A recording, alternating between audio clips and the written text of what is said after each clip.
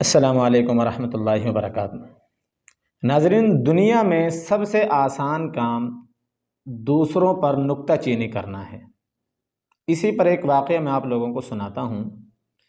ایک مصور نے ایک تصویر بنائی اور تصویر بنانے کے بعد اس نے اعلان کیا کہ براہ کرم میری تصویر کے اندر جو جو عیوب ہیں مجھے ان سے آگاہ کیا جائے۔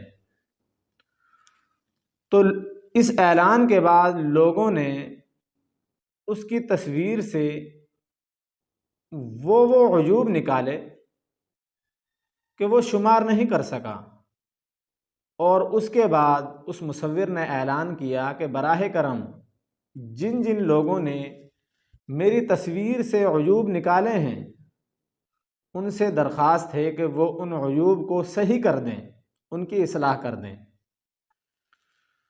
اس اعلان کے بعد کوئی بھی وہاں پر حاضر نہیں ہوا۔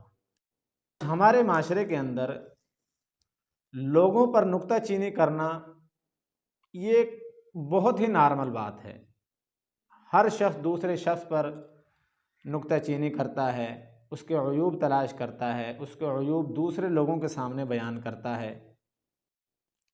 ایک شخص نے ایک اللہ والے سے سوال کیا کہ انسان کے اندر کتنے عیوب ہیں؟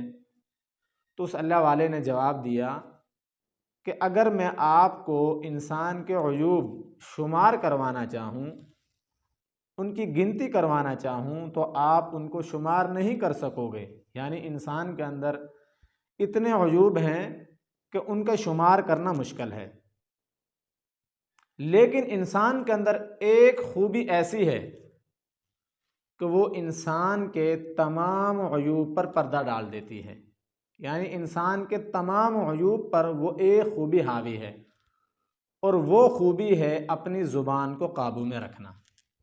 دیکھا جائے جتنے بھی ہمارے معاشرے میں بگاڑ پیدا ہوتے ہیں، جتنی بھی ہمارے معاشرے میں لڑائیاں ہوتی ہیں، معاملات خراب ہوتے ہیں، ایک دوسرے سے ہم الجھتے ہیں، لڑتے ہیں، جھگڑتے ہیں، ان تمام کی بنیاد یہ زبان ہے۔